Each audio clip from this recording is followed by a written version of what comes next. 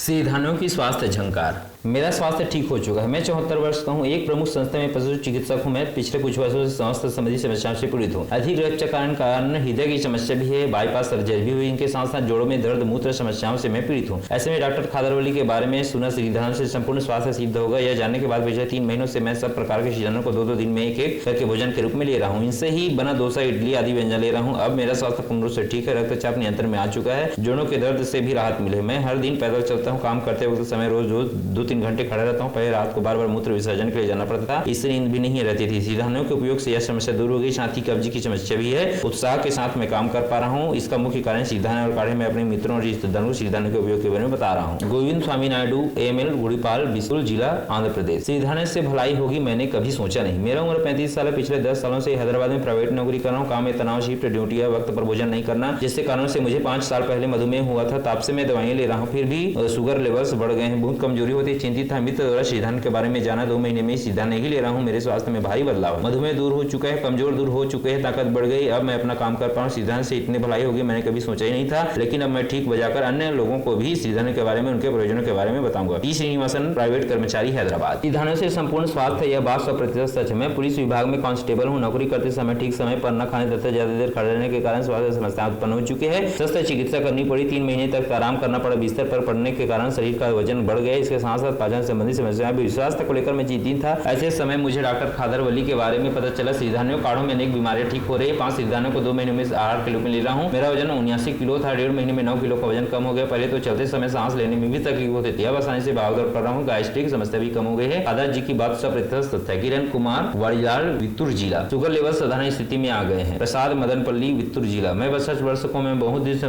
मधुमेह से पीड़ित हूँ। सिधानियों के बारे में पता चलने के बाद 3 महीने से इन्हें आहार के रूप में स्वीकार कर रहा हूँ। मेरे शुगर लेवल साधारण हो चुके। सिधानियों के बारे में मैंने अपने मित्रों तथा रिश्तेदारों को भी बताया। इनके उपयोग से अच्छे फल प्राप्त हो रहे हैं। रक्तचाप, थायराइड, निराशा जैसी समस्याएं भी दूर हो रही है। दवाइयां लेने की आवश्यकता अब नहीं है। मैं बैंक का काम कर रहा हूं। मैंने पिछले 28 सालों से अधिक रक्तचाप से पीड़ित हूं। इतने दिनों तक दवाइयां उपयोग करता रहा। 6 महीने पहले डॉक्टर खादरवली के कार्यक्रम में भाग लिया। सिधानियों से पूर्ण स्वास्थ्य किस तरह से साध्य है उन्होंने इसका विश्लेषण किया। मैंने चावल, गेहूं, दूध लेना बंद कर दिया। 5 महीनों से सिधानियों का आहार ले रहा हूं। अब बीपी पूर्ण रूप से नियंत्रण में है। दवाइयां भी नहीं ले रहा हूं। शुगर, कोलेस्ट्रॉल लेवल्स भी साधारण है। मैं अब पूर्ण रूप से स्वस्थ हूं। सभी लोग सिधानियों से लाभान्वित हुए। इसके लिए मैं उनके बारे में अधिक जानकारी सबको दे रहा हूँ। डाबुला, सुरेंद्रधारी, मेडिपिल्ली, मेडुबन जिला। पाचन समस्याओं के लिए आसान परिष्कार। मेरा उम्र 45 वर्ष है। पिछले कुछ वर्षों से मैं कब्ज, गैस की समस्या से पीड़ित हूँ और मानसिक तनाव से ग्रस्त दवाइयों का उपयोग कर रहा हूँ। उनमें तात्कालिक उपशमन के अलावा पूर्ण रूप से स्वीकार परिष्कृत प्राप्त नहीं हुआ। इसी बीच में सिधानियों के बारे में सुना, उनसे होने वाले लाभों के बारे में जाना। 3 महीने से सिधानियों से बनाए गए आहार लेने से कर रहा हूँ। कब्ज, पेट फूलना, डकार आना, छाती में दर्द आदि कम हो गए। पहले मैं खाना से ही डरता था, लेकिन अब सिधानियों का आहार बहुत चाव से खा रहा हूँ। उनके तरह के व्यंजन बनाकर खा रहा हूँ। गैस्ट्रिक समस्या भी दूर हो गई है। खादरवली जी के ऋणी हैं हम। राजेंद्र, आदिलाबाद। मेरी दीदी माँ का नाम गुरुदेवी है। 1 साल पहले यह पता चला कि ब्रेस्ट कैंसर से पीड़ित है। तब से उनका इलाज हो रहा है, लेकिन थका हुआ महसूस करते, बुखार जैसी लगता है। मैंने खादरवली जी का व्याख्यान सुना। मैं उनके कार्यक्रम में उपस्थित होकर उनसे जाना कि कैंसर पर विजय पाने में सिधानियों सहायक है। 3 महीने से दीदी को सिधानियों आहार के रूप में दे रहे हैं। वे अब स्वस्थ हैं। उनके दर्द से राहत मिले। बुखार, थकान आदि भी मिट गए हैं। अब वे उत्साह के साथ अपने काम कर पा रहे। सिधानियों के महत्व को बताने वाले डॉक्टर खादरवली जी को ऋणी है हम। कैंसर पर विजय हासिल करने का पूरा भरोसा। भीमराव, रामांतपुरम, हैदराबाद। मैं 67 साल का हूँ। मैं कुछ वर्षों से बोना मेरेस कैंसर में पीड़ित है। इससे मूत्र विसर्जन, कब्ज, भूख कम होना, शारीरिक थकान जैसी समस्याएं। कैंसर के लिए कीमोथेरेपी, रेजिनोवेसिस जैसी चिकित्साएं करवा। लेकिन चिंता की बात यह थी कि उस समय भी सिधानियों और उनके गुणकारी गुरु के बारे में डॉक्टर खादरवली की जागरूकता कार्यक्रम से पता चला। उनका कहना है कि अद्भुत पदार्थों से निर्मित इस आहार से कैंसर पर विजय पाई जा सकती है। उनकी बातों से मुझे धैर्य मिला। सिधानियों काढ़ों का उपयोग कर रहा हूँ। खोई हुई शक्ति पुनः प्राप्त हुई। कब्ज, गैस्ट्रिक समस्याएं, भूख न लगना आदि कम हो गई और कैंसर को भी जीत सकते हैं। यह विश्वास मेरे अंदर जगा है। मकई, जवार, रागी, कांगनी, सामा, कोदो, चावल, सामा, चना, कुटकी जैसे छोटे धान्यों में इनके तृणधान्य कहा जाता है। पुराने जमाने में हमारे दादा परदादा आहार के रूप में इनको लेना सेवन करते थे, करके अच्छी स्वास्थ्य रहते थे। कुटीर उद्योग के रूप में तृणधान्यों को प्रोसेस करना और इसको करने की विधि। आजकल लोगों में स्वास्थ्य के प्रति श्रद्धा बढ़ रही है, इसलिए तृणधान्य के प्रति उनका ध्यान जा रहा है। लेकिन सभी तृणधान्य को सादी तरीके से आहार के रूप में लेने के लिए नहीं लिए जा सकते। जिस तरह से पुराने जमाने में इनसे भोजन तैयार किया जाता है उसी तरीके से तैयार किया तो आज के लोग नहीं खा पाएंगे। इसलिए इन्हें प्रोसेस प्रोसेस करके अधिक से अधिक आहार पदार्थ बनाएंगे तो श्रेयस्कर होगा और उनका उपयोग भी बढ़ेगा। इसलिए तृणधानियों के छिलके निकालने के यंत्र, आटे बनाने के यंत्र, चिड़वा, पॉपकॉर्न आदि बनाने के यंत्र तैयार किए गए। इसी तरह से प्रोसेस के लिए गए तृणधानियों एवं आटे के साथ विभिन्न तरह के व्यंजन बनाने के तरीकों का भी आविष्कार किया जा रहा है। ज्वार की भात, पॉपकॉर्न, इडली, खिचड़ी, बिरयानी की रोटी, डोसा, नूडल्स, लड्डू, पकौड़ी, पापड़ आदि अनेक तरह के व्यंजन बनाया जा रहा है। कांगनी, रागरी, बाजरा आदि से भी बना सकते हैं। इसी तरह एक्सट्रेड पद्धति से भी तैयार किया जा सकता है, अर्थात उबालकर इसमें छिलके उतारकर आटा बनाया जा सकता है। यह रोजगार के लिए अच्छा रहा है।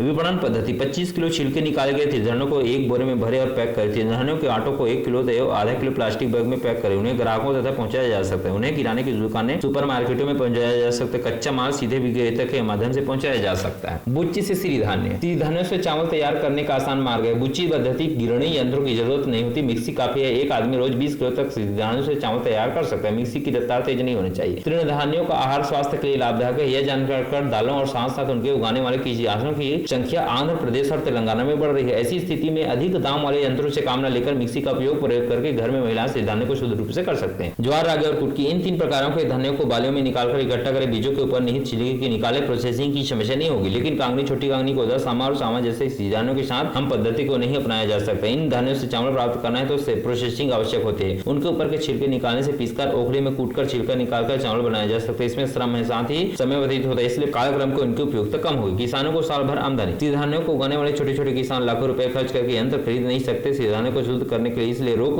व्यापारियों को कम दाम से ही ये लोग फसल बेचते हैं। मिक्सी का प्रयोग करके सिरीधान्यों में एक से दिन में 20 किलो चावल तैयार करके इस पद्धति से भी खाली समय में यह काम कर सकते हैं। सिर्फ तैयार चावल से भी खा सकते हैं और अन्य लोगों को भी खिला सकते हैं। यह स्थानीय मार्केट में भी बेच सकते हैं और आमदनी प्राप्त कर सकते हैं। बुच्ची पद्धति में सिरीधान्यों को शुद्ध रूप करने की यह प्रक्रिया ग्रामीण स्त्रियों के लिए रोजगार प्रदान करती है। मिक्सी से सिरीधान्य चावल बनाने की पद्धति। पहला, तिनके, मिट्टी आदि को साफ करके कच्चे सिरीधान्यों को 5-6 घंटों तक पानी में भिगोना चाहिए। रेत पानी के निचले भाग में जम जाता है। दूसरा, कच्चे सिरीधान्यों को निकालकर चबूतरे पर सुखाना चाहिए। 1-2 दिन पूरी तरह से सूखना चाहिए ताकि गीलापन न रहे। यदि धाने ठीक तरह से नहीं सूखेंगे तो फफूंदे आ सकते हैं। सूखे धाने को 2-3 वर्ष तक बचाकर रखा जा सकता है। आवश्यकता पड़ने पर भात बनाकर खाया भी जा सकता है। तीसरा, मिक्सी जार से 3/4 भाग तक ही कच्चे दाने भरना चाहिए। चौथा, मिक्सी क्विच को एक की ओर न घुमाकर शून्य से थोड़ा पीछे घुमाएं और कुछ क्षणों के लिए उसी स्थिति में छोड़ दें। ऐसे कम से कम 50 बार कीजिए। दाने को बीनना चाहिए, फिर से जार में डालकर 30 बार घुमाकर बीनना चाहिए। पांचवा, इसके बाद छलनी करनी चाहिए। जिस धाने से छिलका उतर जाता है उसके ऊपर उसी से फिर मिक्सी करें। छठवां, इस प्रकार घर में तृणधान्य चावल तैयार किए जा सकते हैं। व्यापार के स्तर पर करना है तो 10 मिक्सियों का उपयोग करके चावल बना सकते हैं। साल के अंदर ही आप लाभ कमा सकते हैं। सातवां, सामान्य रूप से 3 प्रकार के यंत्रों का उपयोग किया जाता है। 20% तक चावल टूट जाते हैं। मिक्सी पद्धति से केवल 2 से 3% ही टूटते हैं। उस चावल से उपमा, पोंगल आदि तैयार किया जा सकता है। कांगनी, ज्वार, सावा, रागी, बाजरा, सामा, कोदी। आगे बढ़ेंगे तृणधान्यों की ओर। अच्छा आहार मनुष्य को स्वस्थ रखता है, यही स्वस्थ का रहस्य। पोषक तत्वों से युक्त तृणधान्यों को लोग भूलते जा रहे हैं। परिणाम स्वरूप मनुष्य को स्वास्थ्य की समस्याओं से जूझना पड़ रहा है। हम कितने समय तक जी रहे हैं यह विशेष नहीं होता, विशिष्ट होता है स्वस्थ रूप से जीना। इसके प्रति सभी है। समाज को स्वास्थ्य सुरक्षा प्रदान करने वाले साथ साथ किसानों को आर्थिक सुरक्षा प्रदान करने में तृणधान्य अपनी महत्वपूर्ण भूमिका निभाएगी। स्वास्थ्य और जागरूकता तृणधान्य की ओर आकर्षित हो रही है। इस दिशा में सरकार की नीतियां भी कारगर होती है। पिछले 60 वर्ष पुराने व्यापार पद्धतियों लागू होंगे, लोग विषाहार से निजात पाएंगे। मनुष्य पहले से ही जिन फसलों को उगाया था उनमें तृणधान्य जब प्रधान थे, इनके लिए कम करने की जरूरत होती थी। कीटनाशक एवं रासायनिक दवाइयों की आवश्यकता ही नहीं पड़ती। धान और गेहूं की तरह से सिरीधान्य पुआल की नस्ल की प्रजातियां ही आकार में छोटे तथा गोल होते हैं। भारत में 140.0 मिलियन हेक्टेयर क्षेत्रफल के साथ 170 जिलों में फैले 85.0 मिलियन हेक्टेयर क्षेत्रफल वर्षाधारित क्षेत्र। इस देश में लगभग 60% क्षेत्र खेती है। देश में सभी खाद्यान्न 44% वर्षाधारित है। 75% दाल, 90% अधिक बाजरा, तृणधान्य, मूंगफली आदि की उत्पत्ति वर्षा पर आधारित नहीं है। अपेक्षा के बावजूद वर्षाधारित प्रांतों में 50% किसानों के लिए ये जीवनधारा है। देश में 60% पशुओं का पोषण इनसे हो रहा है। हजारों वर्षों से तृणधान्य क्षेत्रों में ज्वार, बाजरा, कांगनी, सामा, कोदा, सामा के साथ साथ दाल, तुअर, राजमा, लोबिया, मूंग, उड़द, तेली बीज, तिल, कुसुम, राई, नजर आदि की उत्पत्ति हो रही है। अतः भविष्य में भारत में आवश्यक खाद्य और खेतों की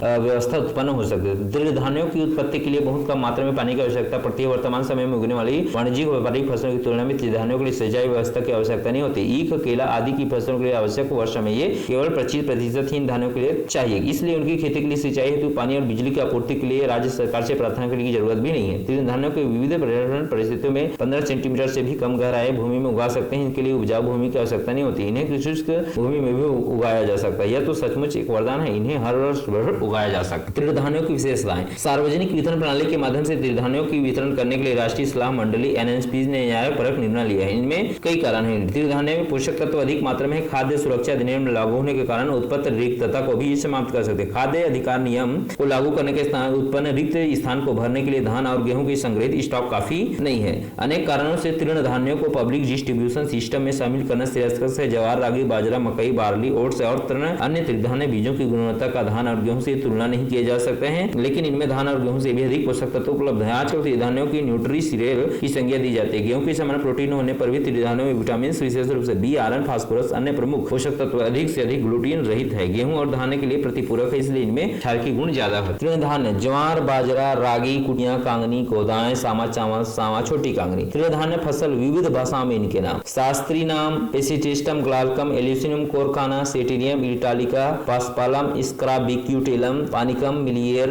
एकिनोक्लोआ, कोलोना, सोर्गम, बेकलर, पानिकनम, मिलिएसियम। अंग्रेजी: pearl millet, finger millet, foxtail millet, kodo millet, little millet, वार्नियाई millet, sorghum, proso millet. Telugu: सज्जलू, रागुलू, रागचियोड़ी, कोर्रा, अरिकेलू, तामलू, उदलू, कोडिसामा, जोन्ना, वेरिगेलू। हिंदी: बाजरा, नाजरी, मंडवा, मंडगी, मारवा, कांगनी, काकम, राला, कोडेन, कोड्रा, कुटकी, फेवन, जंगोरा, सामा, जवार, फेवा। तमिल: कांबू, केजवरागु, केलवरागु, कप्पायमरोगी, तिनाय, वरियू, समाय, कुतरेबली, कुजारबेली, चोलम, पानिरवरगु। कन्नड़: सज्जे, रागी, नवने, हारका, सामय, सावय, उदालू, जोला, बरगु। मलयालम: कंबल, बंजिपुल्लू, तना, कोरागु, चामा, कड़पुल्लू, चोलम, पानीपुरम। मराठी: बाजरी, नगी, नाक्षिनी, कंगराला, कोड्रा, सावा, हल्बीबारी, जोवारी, जोंदला, वरी। पंजाबी: बाजरा, मंथुल, मंथाल, कांगनी, कोड्रा, मांग, त्वांग, ज्वार। गुजराती: बाजरी, नगली, बावटो, कोंग, कोंड्रा, गजरो, कुर्री,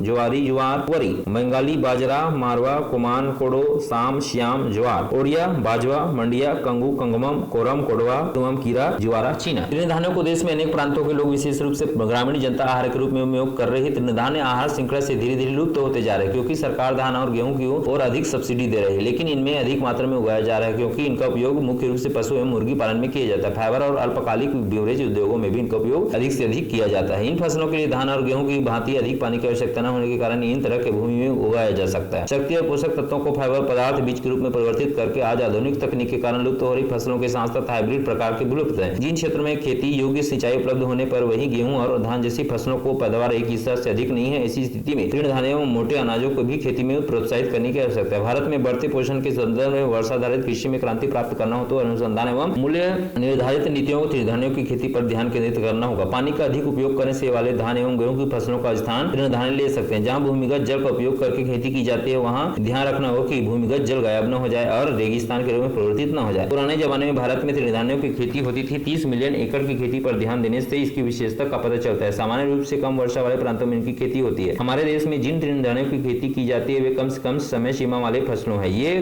फसल 3-4 महीनों में कटाई के लिए तैयार होती है। पुराने जमाने की फसलें कम वर्षा वाले क्षेत्र, पहाड़ी क्षेत्र, आदिवासी क्षेत्र में उगाई जाती है। विविध वातावरण की परिस्थितियों में भी इनकी खेती की जा सकती है। विश्वसनीयता, क्षैतिज खाद्य तथा पोषण सुरक्षा प्रदान करने वाले फसलें वातावरण के बदलाव में भी झेल सकती है। वैकल्पिक प्रणाली की उपयोगी फसल है। अधिक पोषक तत्व युक्त बीज फसलों की विविधता है। मवेशी के लिए गुणवत्ता वाला चारा है। किसानों के लिए अधिक आय तथा बेहतर जीवन शैली। विश्व भूख सूचकांक के अनुसार 81 देशों में से भारत का स्थान 64वां है। बच्चों में पोषक तत्वों की कमी होने वाले भारत देशों में दूसरे स्थान पर स्थित है। 1961 से लेकर 4 दशकों से तृणधान्यों की खेती 18 मिलियन हेक्टेयर से 9 मिलियन हेक्टेयर तक लुढ़क चुकी है। 50% गिरावट है। इसी स्थिति में तृणधान्यों की उत्पत्ति 8.8 मिलियन टन से 7.2 मिलियन टन तक गिर चुके हैं। इन आंकड़ों से यह स्पष्ट है कि मिलियन संख्या में पारिवारिक सदस्यों को पोषक तत्व उपलब्ध नहीं हो रहे हैं। तृणधान्यों की आवश्यकता: जीने के लिए मनुष्य भोजन ग्रहण करता है। प्राकृतिक पद्धति से उगाया गया स्वास्थ्य आहार से शरीर की सभी पोषक तत्व संबंधी जरूरतें पूरी होती थी। रासायनिक खेती शुरू होने से पहले मनुष्य स्वस्थ भोजन लेता था और सहज एवं प्राकृतिक रूप से उगाया जाता था, इसलिए वे पूरी तरह से स्वस्थ रहते थे। उस जमाने में बीमारियां भी न केवल बराबर थी, लेकिन हरित क्रांति के समय में खेती बाड़ी में रासायनिक पदार्थ, भूमि, जलवायु तथा खाद्य उत्पादन से मिल जाने के कारण स्वास्थ्य परक समस्याएं होने लगी। मधुमेह, रक्तचाप, कैंसर, अल्सर, पेट की गैस, गठिया, जुलकाय, पार्किंसंस सिंड्रोम, अल्जाइमर जैसी लगभग 3000 बीमारियां बच्चों से लेकर वृद्धों तक व्याप्त हैं। इन बीमारियों से पीड़ित लोग अस्पताल में चक्कर काट रहे हैं और धन पर व्यय कर रहे हैं। रासायनिक खाद्य, कीटनाशक दवाइयां, बीज कंपनियों की पैरवी के कारण किसान विष चक्र में फंस रहे हैं। लाचारी स्थिति में वे लोग इनका प्रयोग कर रहे हैं। इसमें भूमि का नाश हो रहा है। एक और समाज में विषपूरित आहार, दूसरी ओर लागत बढ़ रहा है, लेकिन सही दाम न मिलने के कारण किसान आत्महत्याएं कर रहे हैं। इस समाज में किसानों को आर्थिक सुरक्षा का अभाव है। आहार सुरक्षा के उपभोक्ता जूझ रहे हैं। स्वास्थ्य भी असुरक्षा से यह समाज घिरा हुआ है। किसान स्वस्थ फसल उगाएगा तो कोई चिंता नहीं होगी। स्वास्थ्य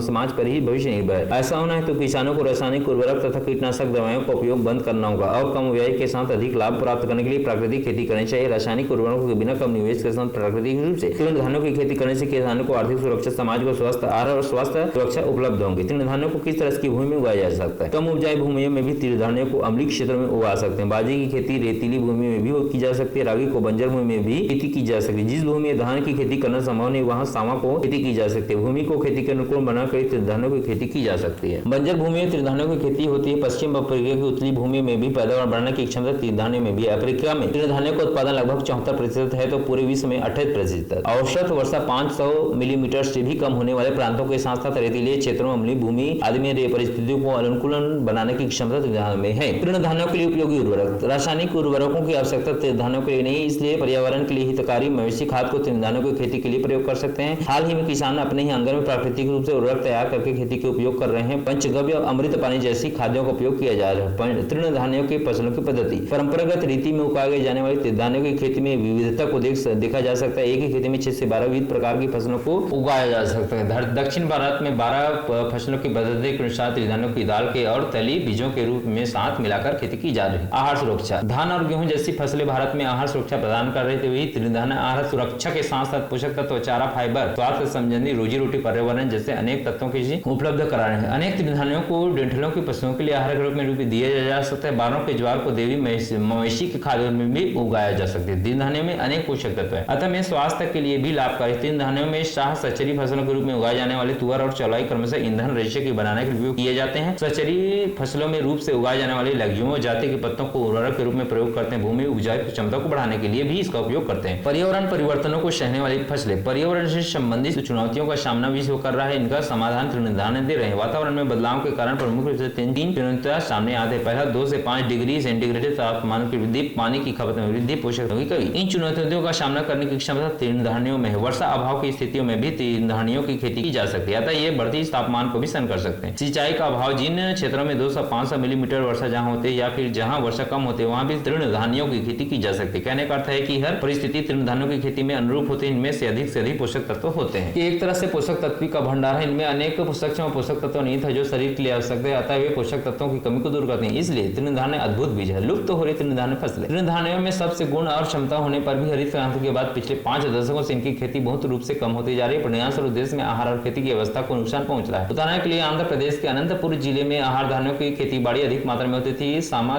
कांगनी जैसे तृणधान्यों की खेती, ज्वार धान की खेती की जाती है। 1960 के दशक को शुरुआत में खेती का कुल क्षेत्रफल 2 से 3 था। हाल ही में मूंगफली का विस्तार 4 गुना बढ़ गया है। 1960 के दशक की शुरुआत में 2 लाख हेक्टेयर से कम क्षेत्रफल में होने वाले मूंगफली की खेती 2010 तक आते 6 लाख हेक्टेयर 8 लाख हेक्टेयर के क्षेत्रफल में होने वाली तृणधान्यों की होती खेती लगभग समाप्त हो चुके हैं। 90% तक इनकी खेती कम हो चुकी है। भारत सरकार द्वारा किसानों को दिए जाने वाले ऋण और बीमा योजनाएं घट रही। यह भी एक कारण है कि किसान तृणधान्यों की खेती की ओर ध्यान नहीं दे पा रहे। नीतिगत निर्णयों और वित्तीय प्रोत्साहन के माध्यम से स्थिति को नहीं सुधारा जाएगा तो आगामी 50 वर्षों में पूरी तरह से भारत की कृषि व्यवस्था को हानि पहुंचेगी, साथ ही देश की संस्कृति और व्यवहार को भी गहरा असर पड़ेगा। इसलिए भारत में विकासशील नीतियां बनाकर तृणधान्य की खेती करने वाले किसानों को उचित वातावरण प्रदान करना चाहिए। स्वास्थ्य प्रयोजन। तृणधान्यों से कम एलर्जी होती है, पाचन शक्ति बढ़ती है, पानी में घुल जाने वाली फाइबर पदार्थ ट्राइग्लिसराइड्स को कम करते हैं, नसों के लिए लाभदायक लिथियम की मात्रा अधिक होती है। तृणधान्यों में निहित मैग्नीशियम माइग्रेन, अधिक रक्तचाप, हृदय की समस्या को कम करती है। टाइप 2 मधुमेह कम होता है। जेनेटिक कोड के निर्माण में प्रमुख रूप से सहायक न्यूक्लियोटाइड अम्ल में रहने वाला पारद तृणधान्यों में अधिक मात्रा में उपलब्ध होता है। स्त्रियों में गुर्दे में पत्थर, बच्चों में दमा की समस्या को दूर किया जा सकता है। रजोनिवृत्ति स्थिति में होने वाली हृदय की समस्याएं, अधिक रक्तचाप, कोलेस्ट्रॉल की मात्रा को कम करने से अधिक तृणधान्यों में निहित होते हैं। तृणधान्यों में निहित लिग्नान स्तर कैंसर को रोकने की क्षमता रखता है।